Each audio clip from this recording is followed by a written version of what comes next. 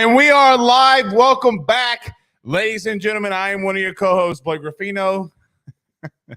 Alongside me is my man, Joe DeLeone. How we feeling, buddy? How we feeling?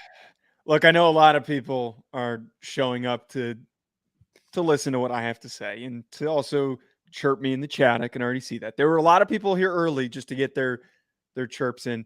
I do appreciate some of our listeners that were very understanding and nice on Twitter.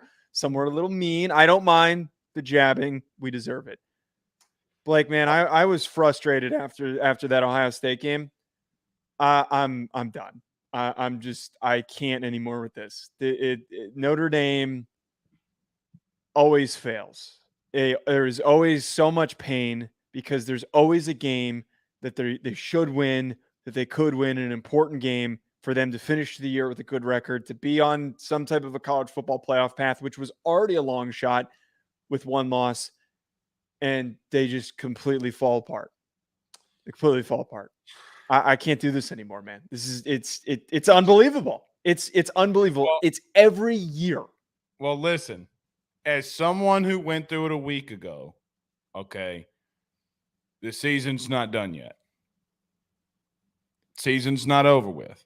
Okay. You still have a really respectful, like what was the realistic Notre Dame expectations for the year? Playoff?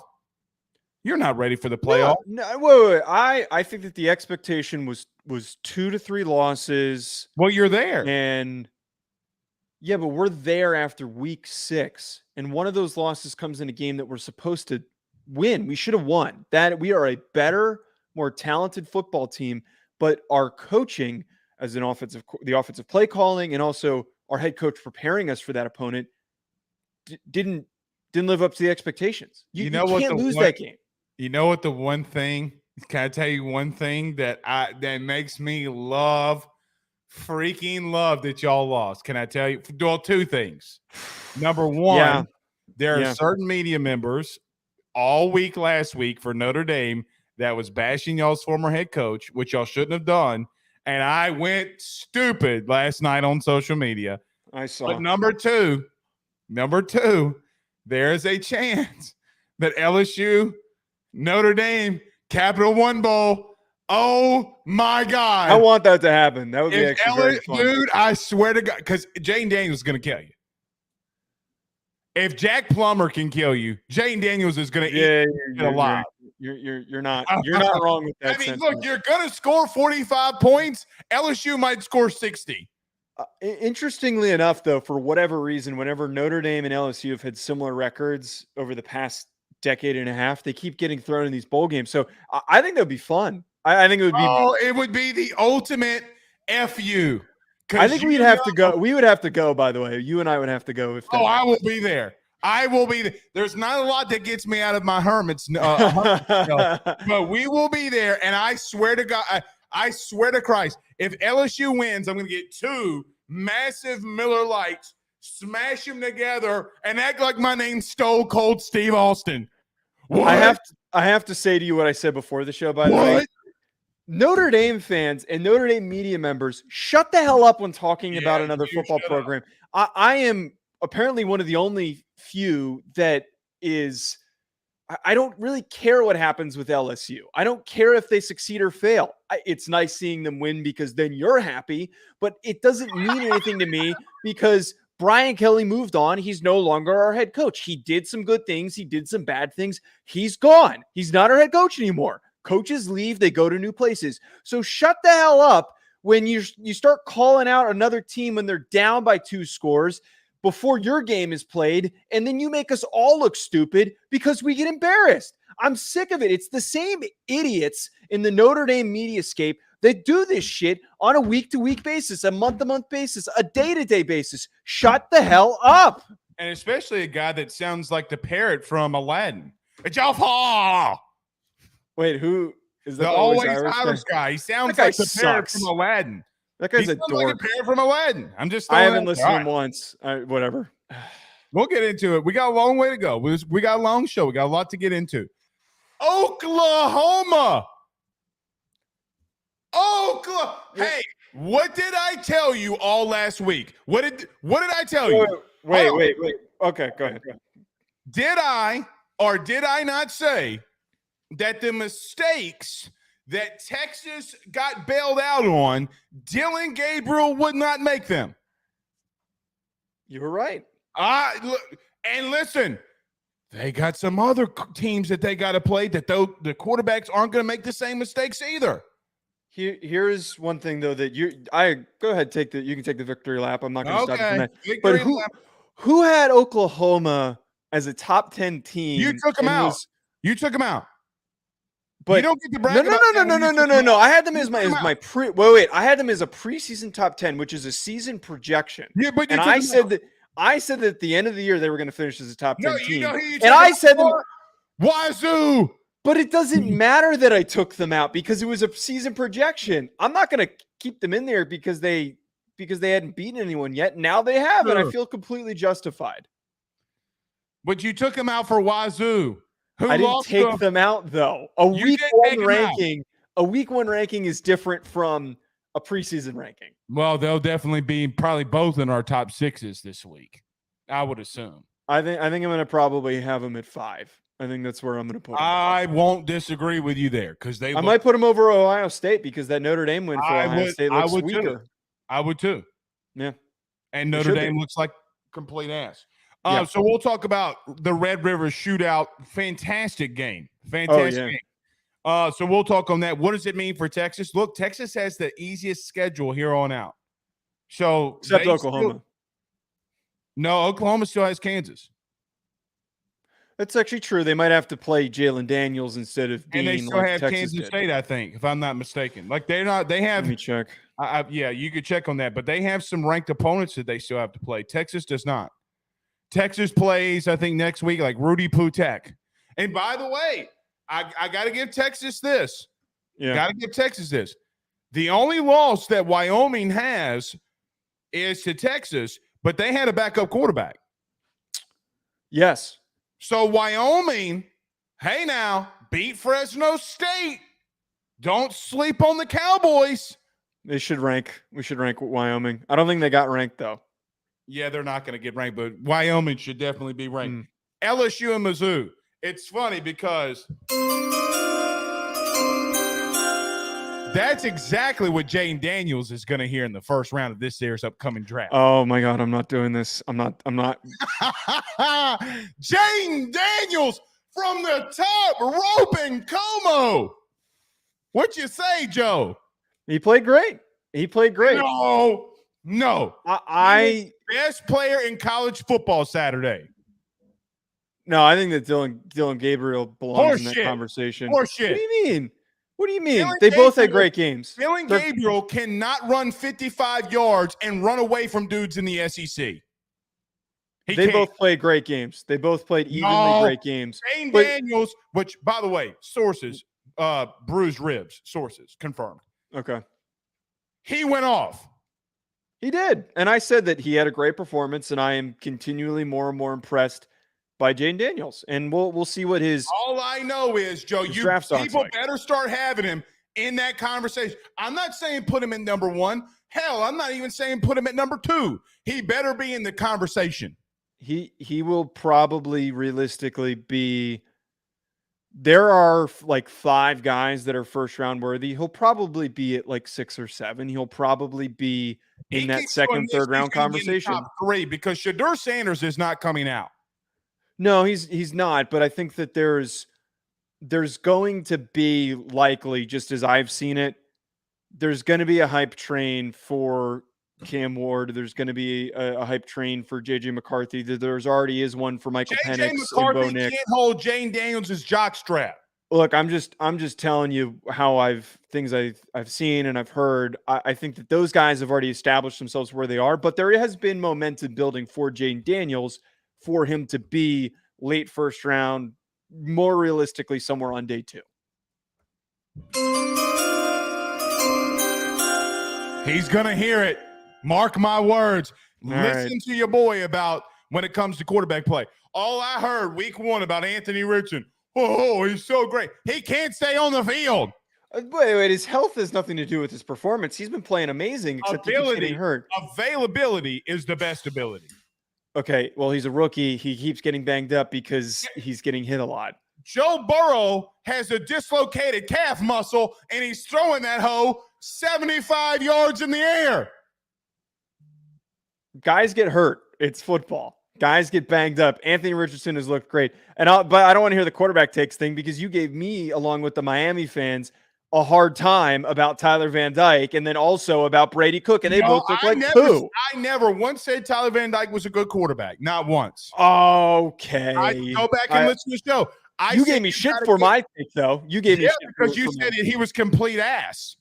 And he is complete ass the way that he played against Georgia Tech. We were reminded of who he is, and we're going to talk about that. Definitely reminded of who he is.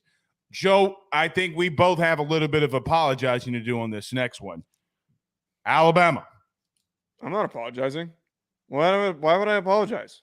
Well, they beat a backup quarterback. I mean, I'm just going to call it like it is. Can I tell you what the truth is? There's a strong chance LSU could beat them. Tennessee can beat them. They can still fall. Okay, I'm not saying they can't. And they might. Really good chance Alabama goes to Atlanta and faces Georgia.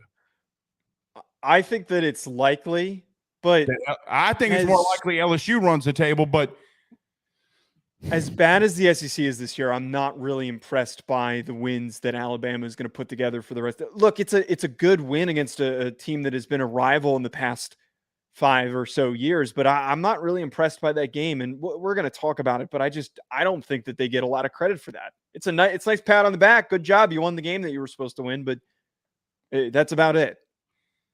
We'll talk about that because we need to get rolling. By the way, Mario, what are you doing? Most overrated coach in football. Joe, when Brian Kelly got hired, okay, here's a quick story for you. People were talking about bring in Cristobal. I was screaming for the rafters. Do not hire Mario Cristobal. He had arguably the best quarterback that the Pac-12 has seen in quite some time, and Justin Herbert, and he fumbled the bag. He got beat by a Bo Nix freshman-led Auburn team. He is not a good head coach. Nope. He's not. So, look, can they turn some things around? Can they wind up beating Florida State? Who knows? Maybe. But Florida State seems to be the best team in the ACC. Plain and simple, we'll get to it at the end of the show. His ceiling is always going to be 9-10 wins maximum, and they're never going to get over the hump because he's going to recruit well. They're going to have really good athletes, but his in-game decision-making and also game preparation is one of the worst in college football. It is. Are you talking about Marcus Freeman or Mario? Both. Talking about both. Sure, I'll say it. Both. I was just joking, but no, you're right though. You're right, and I'm going to say the same thing about Marcus in a second when we talk about him. Okay, well, let's do that. Everybody, do us a favor. Stop what you're doing. Hit the like and share. Joe, by the way, did you know that on the AYS Network Facebook page, from January 1 until this past Wednesday, 2 million live views. Jeez. Yeah. That's a lot. Ruffino and Joe show as well is added into all of that. Thank you guys so much. If you're on Facebook, do us a favor. Hit the like and share. Share to those LSU groups, SEC groups, Big Ten groups, wherever you listen to podcasts. Rate, review, and subscribe there too. I know that we are starting to put some of the audio on there, so do us a favor and rate there too. If you're on YouTube, like, subscribe, notification bell. Please continue to help us on our YouTube channel. We are killing it on the tube. I got to admit there, Joe. And wherever you listen to podcasts, rate, review, and subscribe. Watching us on Fubo TV, welcome. Let's talk about our good friends over at betonline.ag. We got a lot to discuss, Joe. It was a massive week in college football. We do that next. Stay with us. BetOnline is the fastest and easiest way for you to wager on all of your favorite sports, contests, events with the first-to-market odds and lines. Find reviews for all the news for each league, including Major League Baseball, NFL, NBA, NHL, combat sports, college sports, esports, and even golf. BetOnline continues to be the top online resource for all of your sports information for live in-game betting, props, and futures. Head on over to BetOnline today and use your mobile device to join and make your first sports bet. Use our promo code BELIEVE50, that's BELIEVE50, BLEAV 50, to receive your 50% off welcome bonus on your first deposit. That's betonline.ag, betonline.ag. We're back. Texas isn't, though. Nope. See, I had that, and and now you were bitching about me using that all the time, and yet here we are, Joe. Well, I was bitching about it because I was tired of giving Texas run. By the way, here we are. By the way, I What? said on Wednesday that Dylan Gabriel would make Texas really, really stress defensively, because a lot of the stuff that those quarterbacks that they faced in the last 6 weeks or 5 weeks before that, Dylan Gabriel would not make those same mistakes. Let's get into it. But, Joe, this is from our good friend Mike on Twitter. This was me. You know the Kevin Yes. This was me when Kevin James. This was me when Dylan Gabriel went stupid. I'm just going to throw that out there. Now, here's the bottom line. Quinn Ewers had a horrible game. The 2 interceptions were horrific, but Oklahoma. One wasn't his fault, but the fumble definitely was. Well, Joe, when you throw the quick slant and it gets bounced up in the air, you cannot throw that. Yes. That's it. You're in double. Everybody's saying that the throw's not his fault because it went in the air. I vehemently disagree. You know why? Wait, are you talking about the first or the second pick? The one that batted up in the air. Which one was that? I think the second one. The first one was the one where he hesitated and then he threw it and it got picked off. That was the beginning of the game. Oh, well, the one in the beginning of the game, I think, was a misread on the receiver. Yes. I think that looked like an option route, and I don't blame Ewers on that one. But regardless, the second one was horrendous in crunch time. He played a horrible game, a very horrible game. Oklahoma pushed them around. Offense and defense, that offense and defensive line for Texas, the one that everybody had been talking about for 2 weeks. Oklahoma came into the Cotton Bowl and pushed them around. Joe, Oklahoma had 201 rushing yards. 201 rushing yards.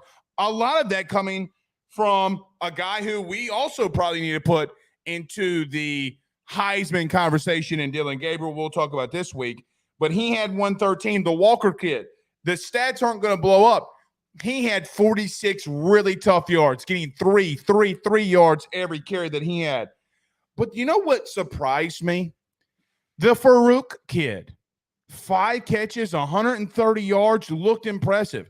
Yep. Oklahoma, I know the game was close, but there were so many opportunities for Texas to take that game over. The goal line stand. Joe, 4 plays from your own goal line, and you can't get in. That defense is for real. This isn't the same Big 12 defense.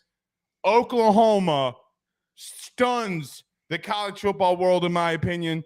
Good for Brent Venables, because, Joe, we talked about, is Brent Venables in over his head? And I will give you your flowers on this one.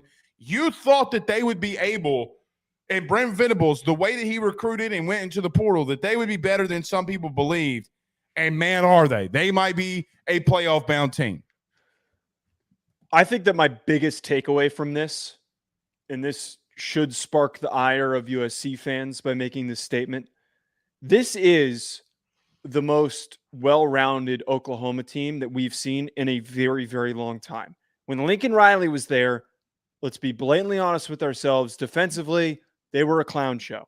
It was how many points yesterday. They still are. It's always how many points can we score and then hope that the defense gets one stop and then we'll be fine at the end of the day.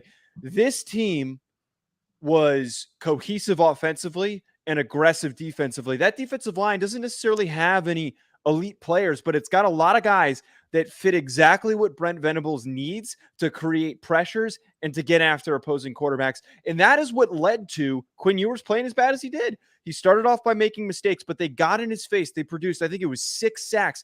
They were all over him, and they could not run the ball in some crucial spots because that defensive line and that front seven played as well as it did. But most importantly, why this team is the most well-rounded, sure, they're not going to put up 50 points a game, but Dillon Gabriel sits in the pocket, he takes pressure in his face, and he delivers the ball. That game-winning touchdown throw that he had is proof of that. And I think he's got huge nuts for the way that he played.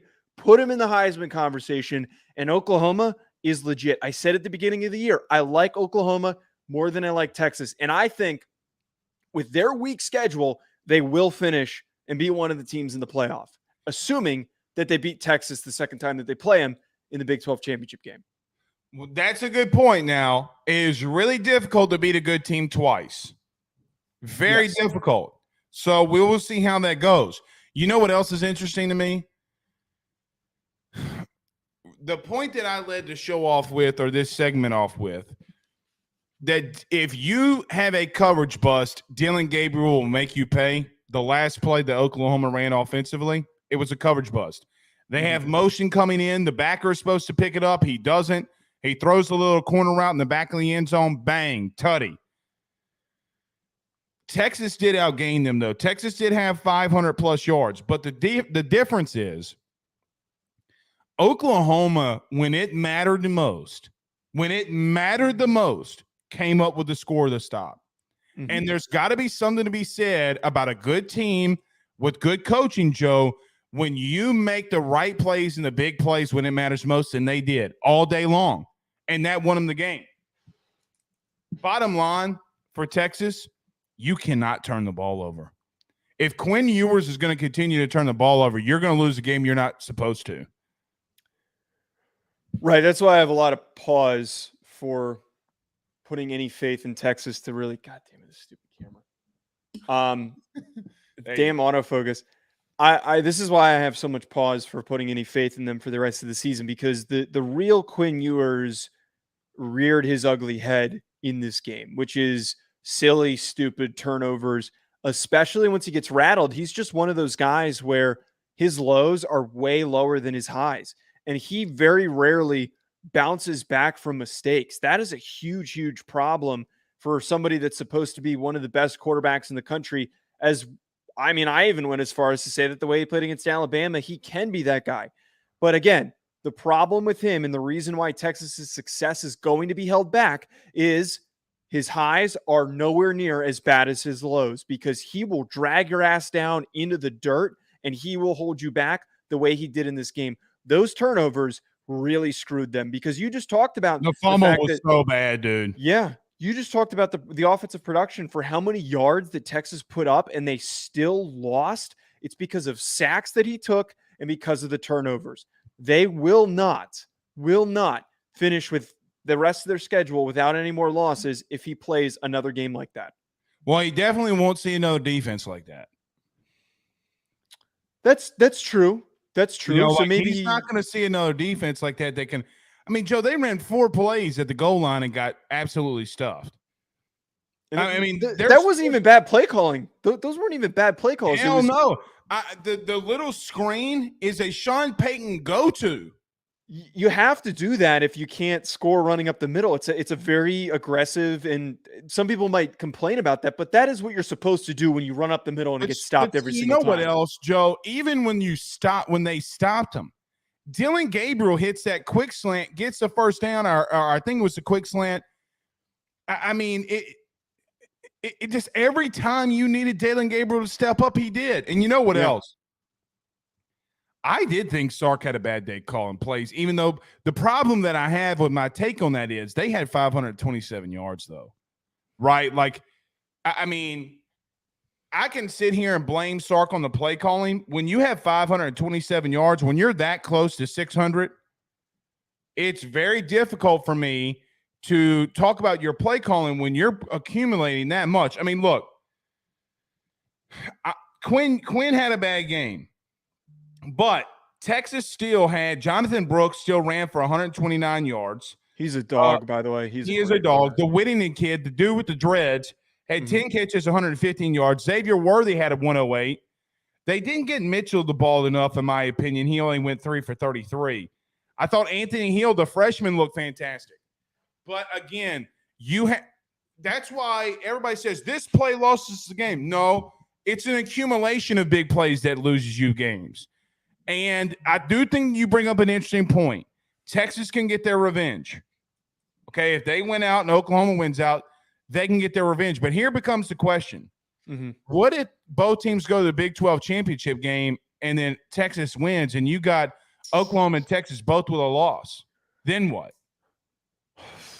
That's a really good question. I mean, I would argue that implication would very negatively impact whoever comes in second in the SEC, because realistically, that second place SEC team could have 2 losses if it's Alabama or if it's LSU. That very well could be a 2-loss team. So are we going to put in a down year of SEC competition a 2-loss SEC team compared to a 1-loss Big 12 champion? That is really going to hinder and make it really hard for the SEC to get 2 teams in. You should be rooting for. Forget the SEC. Yeah. You don't even have to use that take for the SEC, even though you hate the SEC so much. I don't. What about the Big 10? What about the Pac-12? I mean, That's a really good point. Yeah. Yeah, it's a really good point. Forget the SEC for a minute. What if you have a 3-way tie in the Big 10? What's going to happen out west? We don't know that. So there becomes a very – and look, all this is going to work itself out, but there comes a very big discussion here of what could happen. I just don't go ahead. Sorry. No, I was just going to make a very offhanded point that I don't think that we're going to get to that spot where we're going to have this many teams with 1 loss. I think that yesterday is proof that a bunch of teams are going to get picked off and that there is going to be a lot of separation in the next 3-4 weeks. Oh, for sure. We have 3 separation Saturdays. Yeah. We just had one. Okay. We're about to have a couple more. And I will tell you something. Like I told you when we did our top 10 and didn't take Georgia out. I took Georgia minus the 14.5. I knew that was about everybody's talking about, oh, Georgia's about to get run all over. Bullshit, they were. They beat the crap out of Kentucky. They beat the dog shit out of them. Georgia plays with their food, man. Yeah. Leave Georgia alone. Last point on Oklahoma and Texas here. I gotta give a tip of the cap to Brent Venables. Got to. I mean, look. And Joe, there comes a point too that we got to talk about this, and we'll probably do this during the non-playing portion of the year. He's recruiting at a high level. He's going into the portal at a high level. Oklahoma might be I've said this, and people in Texas have hated me for it. I'm more worried about Oklahoma in the SEC than I am Texas. It's really good point. Recruiting. Look, I know that Texas is recruiting at a high level, but Oklahoma's got the D lineman that can come in here because they're not just recruiting elite edge dudes. David Stone, the interior defensive line. They all right. I'm going to pull this thing. Quarterbacks. Right, you better be careful. You better be careful. And the Arnold kid is better than Manning. He's better than March. Okay. Yeah. Get ready for Oklahoma. I think to just quickly add to that, minus Oklahoma having a really difficult opening SEC schedule, I do completely agree with that. And that was one of the things that a lot of people pushed back on me for when I said that Oklahoma deserves to be as a projected top 10 team at the end of the season. A lot of people are like, I don't really trust Venables. And I just said, look, watch what happens. And we're all starting to see it. Man, I was one. Well, and because it's difficult to say when you have a 6-7 coach, right? I mean, Joe, he was 6-7 a year ago. That team that he had was so bad, though. All those guys left and went to USC or other places. So that's why but to say that a coach a guy that had never been a head coach being 6-7 for him to fix the script that quickly, I mean, you got to watch him do it, and he did it on Saturday. That's a good point. I'm really distracted by this. Is this a Utah LSU fan? I didn't know that those existed. OG Gary.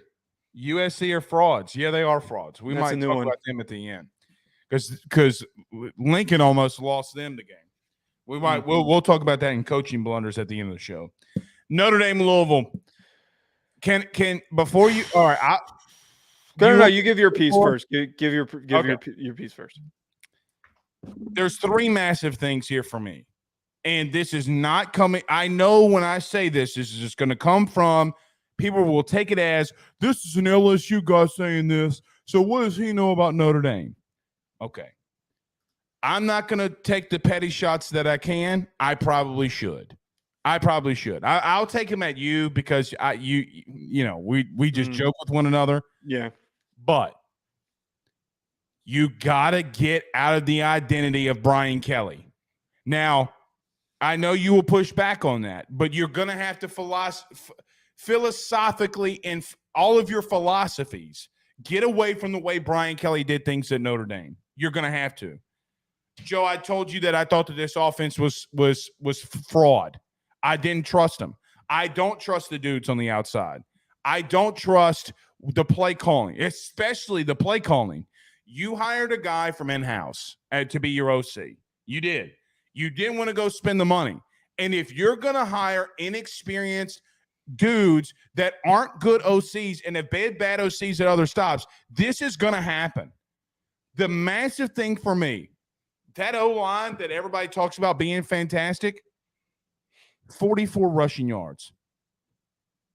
44 rushing yards. That's what Notre Dame had in this game. Audric Esme, 10 carries, 20 yards. Got absolutely obliterated. They were teeing off on him all night. That O-line looked like crap. You know what? I kept hearing all the Notre Dame people talk about, well, they look tired. We needed a bye week. Nobody has a bye week. No, USC. That's a lame ass excuse. Who the hell said that? That's an excuse.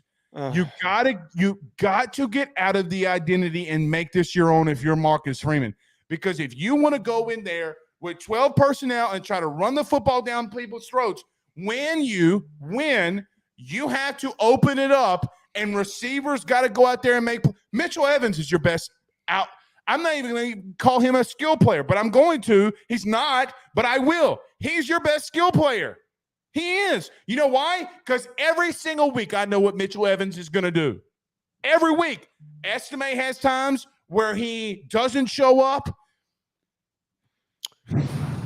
I don't know, man. You got to get away from it, but I feel for you. It sucks, but I do feel for you. Look, here's my thoughts on this. And I give Marcus Freeman a slight pass I give Marcus Freeman a pass for the offensive issues. That is not his fault. And from what I've heard, there was some serious administrative meddling by Swarbrick that forced him into hiring Parker. And it clearly was a stupid decision because you know what? The guy can't call plays. He is calling route concepts for receivers that take too long to get open. So what's happened over the last couple of weeks is teams are sending a ton of pressure, and Sam Hartman is put in a sitting duck situation where he is just getting blasted because guys are not getting open quick enough. So I will not put blame for Jared Parker's deficiencies and ineptitude as a play caller on Marcus Freeman's lap. But he's got to change that. If that's been happening for multiple weeks, Marcus Freeman's got to go in the OC's office and say, you got to run quicker shit. Okay, but we don't know what those conversations are like. But here's my main takeaway. Too many people in the Notre Dame media sphere are unwilling this far in to deliver blame to Marcus Freeman and the lack of preparation that has gone into getting this team ready. I really think that somewhere in the future, Marcus Freeman is going to be a fantastic head coach. I think that either at the NFL or at the college level, Marcus Freeman is going to be a great coach. And we've seen that schematically, he's a great defensive mind. He's a great recruiter, all of that stuff. But Notre Dame took a really risky chance on a guy who has never been a head coach and is an extremely young individual who is young to the coaching world. And while he's very promising, they screwed up by putting themselves in this position where they have to now wait for him to figure it out. And as he's figuring out, it's blatantly clear he does not prepare his team mentally on a week-to-week basis to show up and fight, because every single time that they have lost and disappointed against opponents, they have shown up half asleep. They've shown up with no energy, no aggressiveness, no fight. And in those games, they've been punched in the mouth. And instead of fighting back and galvanizing your team consistently gets punched in the mouth over and over again. It happened against Marshall. It happened against Ohio State the first time you played them. It happened against Stanford last year. It is happened against USC last year. It happened against Ohio State at the end of the game this year. It almost happened against Duke. And it fucking happened against Louisville, a team that you are physically more talented than. You got out-coached by a team that has significantly less talent than you. Jeff Brom is a really good coach. And the fact of the matter is Marcus Freeman is going to get probably another year next year. And I think that at that point, if they finish with 3 more losses, you have to move on. One of the best comparisons that I've heard is that he's James Franklin. 9-3 is not up to the Notre Dame standards. It's just not. They need to throw as much money as possible at somebody who has head coaching experience like all the other top programs do. Because I'm sorry, Marcus Freeman will never be the guy for Notre Dame. He's shown that enough. Can I ask you a question that might piss you off? Probably will. Go ahead. At what point do we say that this is a Notre Dame thing and not a coaching thing? It's both, but they switch. They have a new athletic director. So the athletic director gets the benefit of the doubt because he just started. Swarbrick sucked. Swarbrick was a terrible athletic director, and I'm not going to give him any credit for anything. Okay, well, let me ask that question again. At what point, when we look at a team like Texas we just talked about, and we look at Sark, we give people labels. Sark can't win 10 wins. Texas always underperforms. At what point do we look at Notre Dame and says, look, man, you just don't have the personnel? Because, Joe, I got to be real with you. I think, regardless if you believe me or not, I think Louisville's just the better overall, has the better overall personnel. I disagree with that. And I always think that this notion that Notre Dame can't get the top recruits, they can finish. I never said that. But we've had these debates before. We've had these. Okay. I don't think that you can. But you know why? Because the Jordan kid, or who was the kid? Excuse me. The Jordan. Yeah, the Jordan kid, the running back. Okay. Everybody keeps talking to me about Estime. Estime's not like that Jordan kid. Jamar Jordan. Because they're two different styles of athlete. Yeah, one is downhill bruising running back. One of them's a space eater that you should have kept Love in the game. And I get that. But you know what else I saw? I saw both lines of scrimmage get absolutely kicked the shit out of. But that's coaching. That's my whole point. They have had one of the best recruited offensive lines in multiple seasons. Did Joe All get put on his ass 2 times by a bull rush from a guy?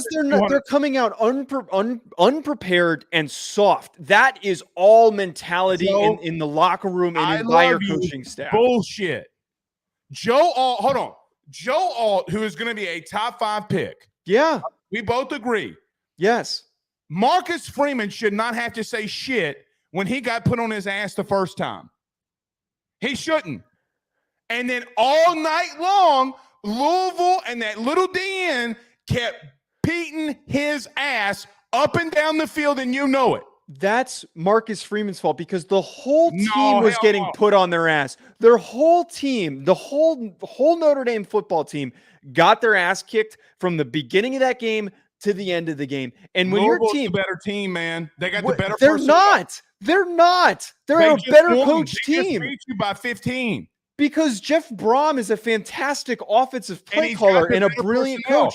He has 2 better players. They have 2 better players, Jamari Thrash and Jawar Jordan that you just brought up. I told you that the Morrison kid was not as good as everybody thought he was. He's not. But this is my whole point, is that all of these guys are talented enough to be really good football players and have put that on film. And whenever the whole team collectively doesn't show up, they all play like shit. That's coaching. that is on your coaching staff in preparation for a game week that if you show up and you all look bad? No, who looked good in that Notre Dame game? No one. The kicker? He missed. I think he missed one of his kicks too, but he probably had the best game. Spencer Schrader had a great game.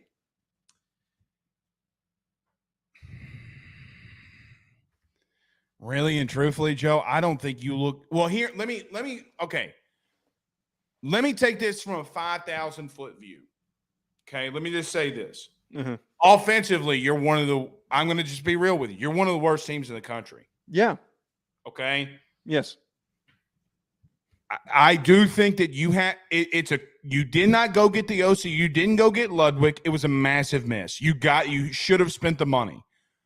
But Joe, when you have a 5-man box, which Louisville went into multiple times, and Estime can't get 4 yards, it's a problem.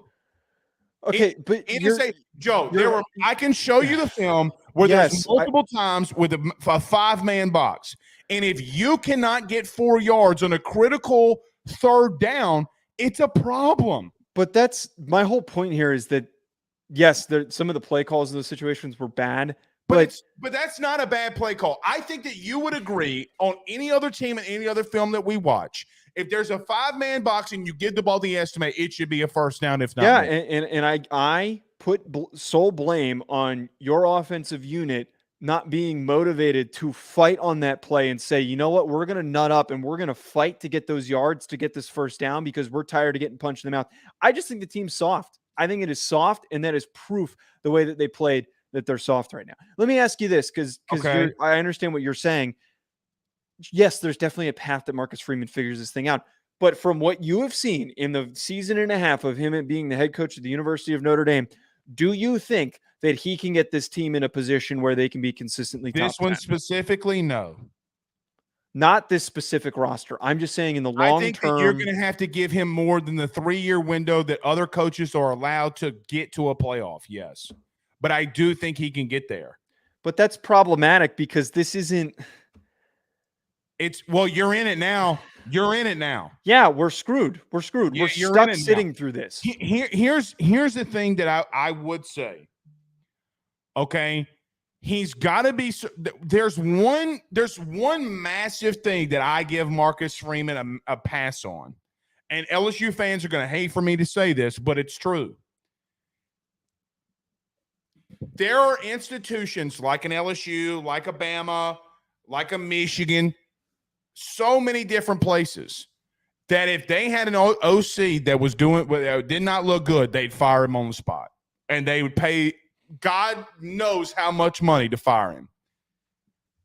When Notre Dame went after Ludwig and Schwarbrick shut it down, okay, Marcus Freeman's got to get a pass on that, Joe, from the Notre Dame fan base too. That's why I led in by saying that, is that I give him a pass for the offensive issues. Here's the thing. You're one of the worst teams on third downs offensively. You went 3 of 13 on Saturday, which you know. And if all the listeners have to know this by now, how massive I am on third down efficiency. It is the one thing that, so for example, let me just say this.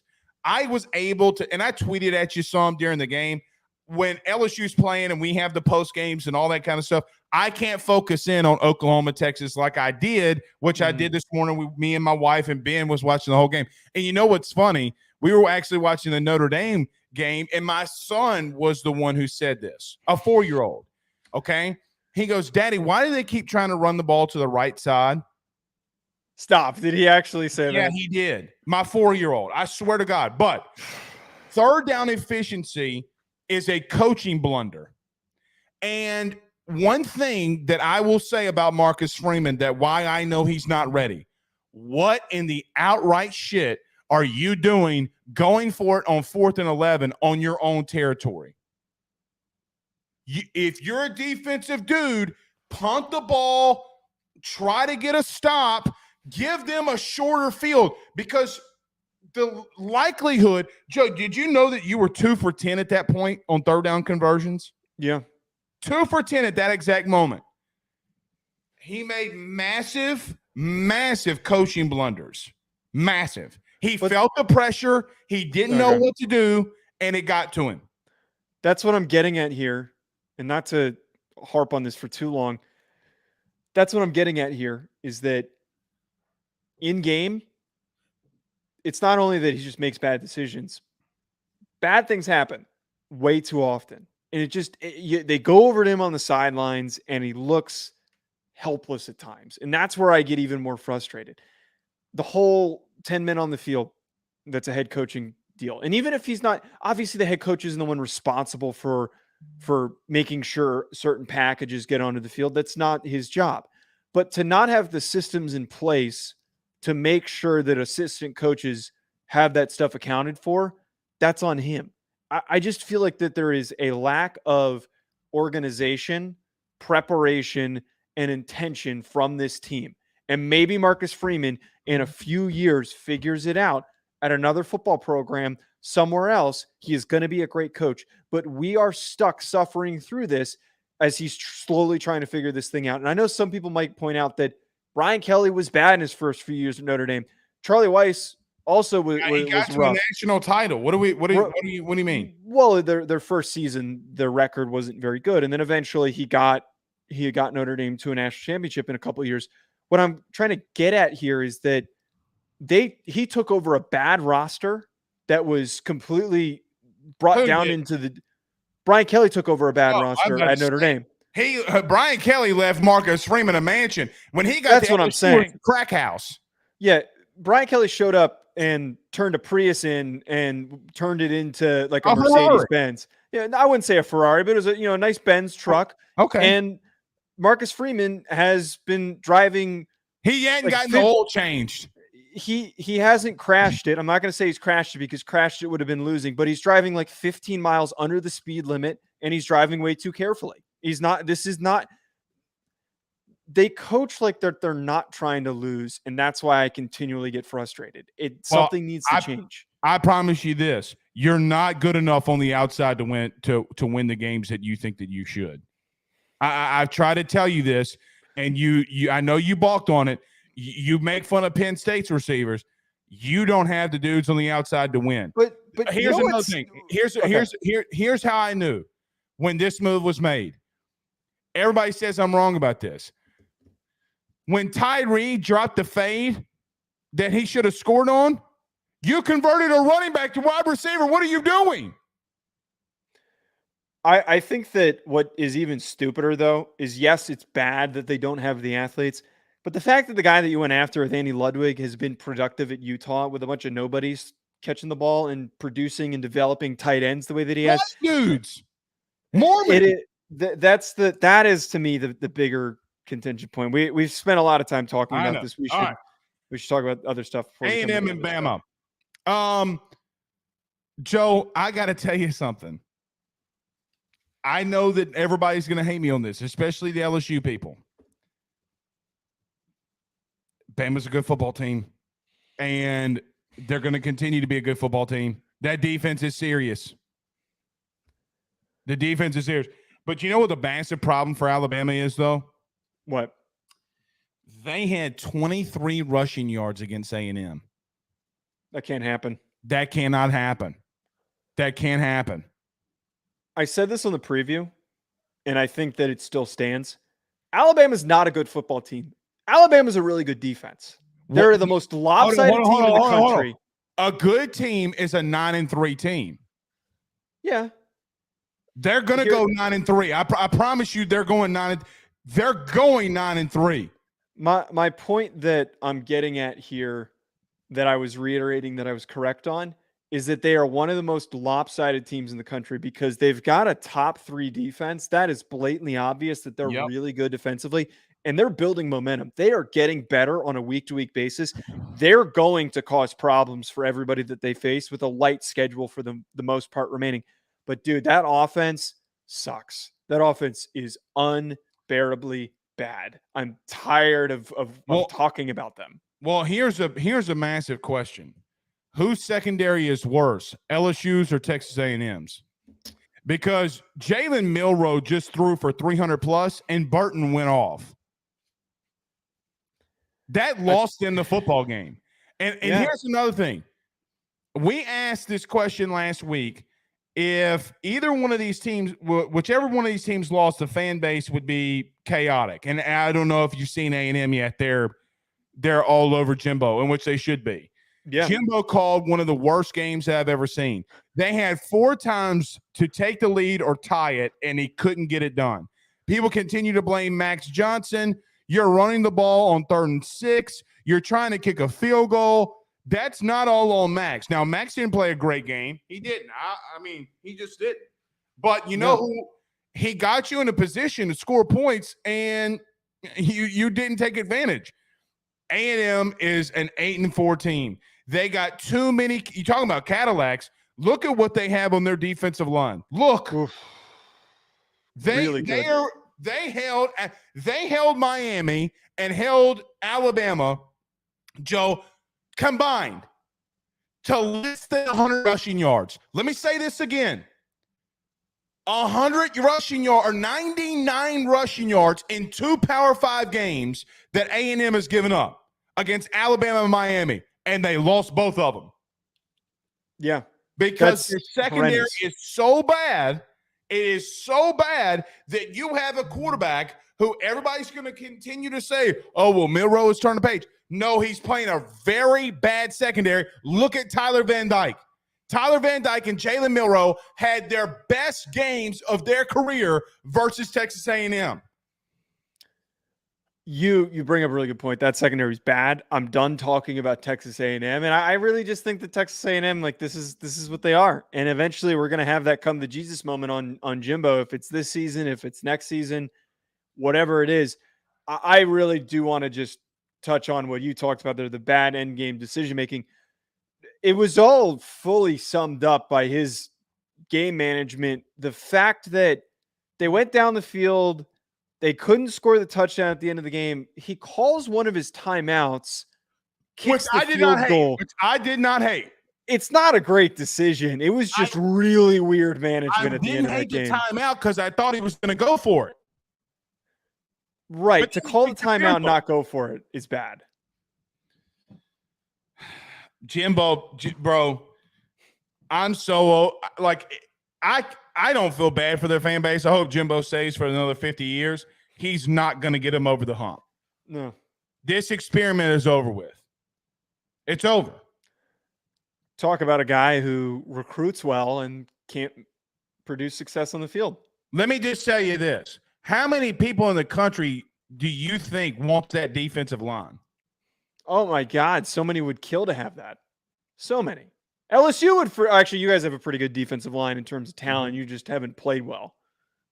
Well, we'll see. But that D-line is something serious. Again, if I would have told you, Joe, against Miami and Alabama that A&M would give up 99 rushing yards, you would say that they won both of those games. Yeah. Okay? Milroe had negative 31 rushing yards. And because of bad play calling offensively, because of bad decision-making, and basically the entire Alabama offense, this was basically it. Of the 300 and some odd passing yards that Milroe had, Burton had 200 of them. Throw the ball to number 3 was their game plan. That's it. And over the top. And over the top. It's hilariously how predictable it is because it's Milroe threw another horrible pick. Joe, the pick that he threw was so bad. And I will tell you this. Listen to me closely. Yes. I'm not going to throw LSU in this equation. I did this for Oklahoma and Texas this week and got it right. If Jalen Milroe makes those same mistakes against Tennessee, they're going to lose. Jalen Milroe is one of the most chaotic quarterbacks to watch because short to intermediate, he's not going to complete the throw. He has the Daniel Jones dial-up noise, just gears turn, and he's like, what do I do with the football? But you say, Burton, we're gonna throw it to you over the top. Just throw it to him. Just run a seam route. Forget all the other routes. Just throw it and see if he catches it. That's like the only throw that he can connect on, and it worked. It worked at 300 yards. It's hilarious. What would happen if Deion Sanders made his way down to A&M? Well, I told you I thought that he was going to – I want him to go to Bama, but I don't think that's going to – No, that's not going to happen. Dude, him and A&M would be so chaotic, and I kind of want that to happen. No, I don't want that to happen. I want that to happen. No way. No way, Jose. No, don't do that to me. The bottom line is Alabama is looking down the barrel of winning the West. They got to get through Tennessee. They got to get through LSU. They have some hurdles. Hell, I don't give a shit if a cat was playing quarterback at Auburn. That game is always close. So they still got to get over the hump in the Iron Bowl. We'll see how Alabama progresses. We got one more before we get to coaching blunders, LSU and Missouri. So let me clear my throat for this amazing take I'm about to have. The only storyline that you need in LSU versus Missouri is Jaden Daniels is him. Jaden Daniels, I don't give a Rudy Poo that LSU has 2 losses. He deserves to be in the Heisman consideration and conversation. Bottom line, I don't want to hear another mother word. I'm gonna save the yelling for tomorrow because I think that the yelling is gonna be fun. Jaden Daniels played a really good game. I was really impressed with some of the throws that he's making that, frankly, he wouldn't have made in the past in his career at Arizona State or even last year. He is showing some real signs of progression as an athlete, as a quarterback. My main takeaway from this game, Blake, and we just sat here and picked apart my program, so I guess it's kind of fitting that I'm saying this and a little hypocritical. You guys aren't going to make it to the playoff. You guys are going to – that defense, LSU's defense. Williams. LSU's defense is RG3. So bad. LSU's defense is so bad that they're going to lose another game that they're not supposed to. The open separation on receivers, the lack of tackling on running backs, that stuff is going to catch up to you. Great way to finish that game. Here's the only pushback you're going to get from me. I agree in the first half of Mizzou. I agree. LSU, after the Harold Perkins interception. Now, I know that this is going to sound crazy. They only gave up 14 points after that. As someone who watched that game religiously, defensively in the second half, they found something out. Luther Burden had less than 25 receiving yards in the second half. Okay, but my problem is that replicable? Because honestly, it's replicable the next 2 weeks. It is. I think that Missouri was extremely overblown. That was one of my biggest takeaways, is the way that Kansas State played against Oklahoma State is very good proof that we got way too excited about that game that they won. Luther Burden is their entire team, and when you figure out a way to schematically remove him, which they did in the second half, that offense stinks. That offense stinks. Brady Cook, I stand by my original take. Everybody got all pissed at me for talking negatively about him. He's not that good. He's really not. He makes a lot of bad mistakes when he can't find Luther Burden, and he tries to force the ball to him into some of these other receivers. That Missouri team getting shut down, it's a great performance. But when you have to go up against the problem is I don't know who LSU's remaining schedule is going to challenge them. They have Auburn and Army the next 2 weeks. They get a bye, and then they have Bama and Tuscaloosa. Here's an interesting thing. LSU's next 6 games, 5 of them are at home. They've been on the road 4 of the first 6 weeks. It's I don't huge for them. What defense has been playing on the road? When them dudes go at home, shit gets loud and shit gets weird. It's good that they've gotten the road miscues out of the way and that they can reestablish some momentum before they do have to play Alabama, because that's critical. That's very, very critical. I agree with you that their defense could lose them another game. I can't deny that. I think it will lose them another game. It more than likely will. But if they can replicate what they did in the second half in Como, we might have found something. But the storyline to me, the only storyline, there isn't anything else. Jane Daniels is, in my opinion, you can say it's biased or whatever, was the best college football player in America on Saturday. I think it's a tie between him and Dillon Gabriel. I'm not going to say without a certain doubt. I'm okay with that. But he was, even if you tie it, and Joe, let's call it what it is.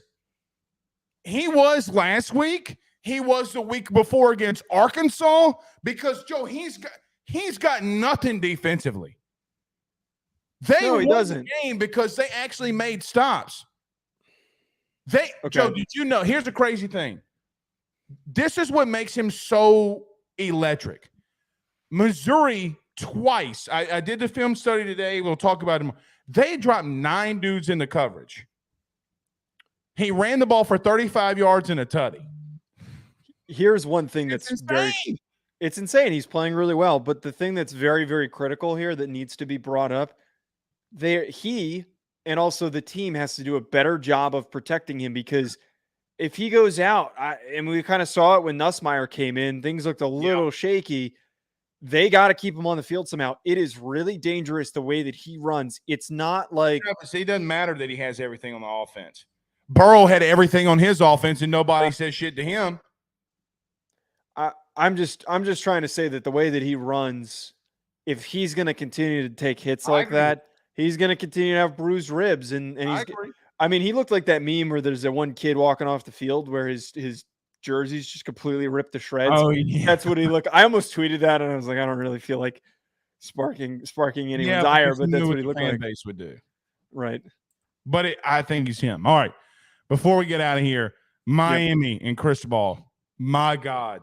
Now, here's my opinion. I know you disagree because you hate Miami. I don't want to break this whole game down. I watched it again this morning, but here it is. Miami was, I think it was less than 30 seconds on the clock, Joe, or coming up on 30 seconds. Miami elected to run the football and fumbled it and gave Haynes King the ability to come back and Georgia Tech to win this football game. It's got to be the worst coaching decision I think I've ever seen.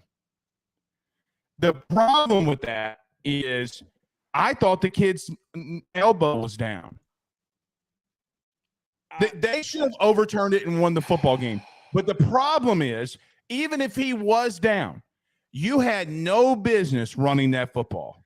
Right. I don't want to dive into the semantics of because you and I don't really agree on if he was down or not. And I don't want to get into the semantics because I hate debating. They shouldn't have run the football. It doesn't matter, right? I mean, let's call it what it is. He shouldn't have run the football.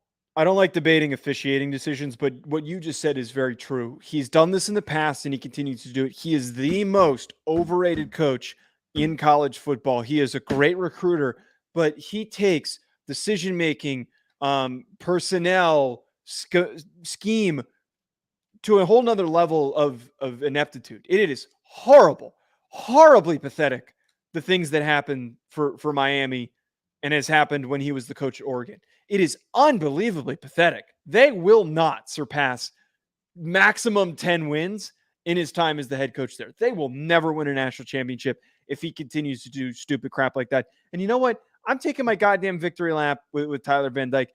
You Miami fans got so freaking upset at me because I said that the kid stunk, and I let you guys get to me. I got soft. I let you guys get to me. Tyler Van Dyke sucks. Those 3 interceptions are exactly what he did in his goddamn career leading up to this game. He had one good game. He had one singular good game, and I let you guys get to me. I'm not doing that shit anymore. Just because a player has one good game and the rest of his career is garbage, I am not going to change my opinion. He sucks. I'm done talking about him. Tell us how you really feel. It pisses me off because they all came at my neck, and I don't hear a goddamn word from them today. 3 horrible picks. They lost because of him. The Miami fans came for my neck. I didn't say on my neck. I said for my neck. Shut up. All right. Here's the truth.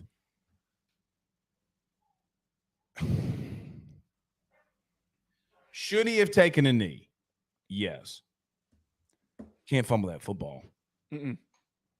Like, as much as we want to put it on Cristobal, and we should, you cannot fumble that football, Joe.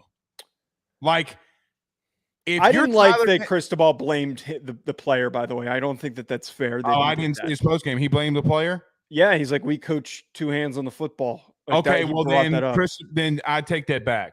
But I didn't hear that. Cristobal's an idiot if he but he's not wrong. He's not wrong, but you just don't do I that. know. But you know what's even more wild? They let Haynes King do that to them to get into the end zone. Yeah. I mean, Haynes King. This is his Sterling motion. Haynes King. That throw that he had. By the way, did you hear the leak footage of Haynes King in the huddle? No. What did he? He said they beat Texas A&M a couple weeks ago. I got to go out here and win this thing. He got revenge. I love that. He got revenge. The redemption tour for Haynes King. All right. Good show, man. Good show. Sorry that I'm sorry for. I hate that your team lost. I don't hate that Notre Dame lost. I hate that your team lost. I know. It's weird. It's very weird when either of our teams lose because we both feel bad for one another, but at the same time, I don't think either of us have sympathy for either fan base. We don't. We'll see you guys again tomorrow, though. Y'all have a good night. Peace.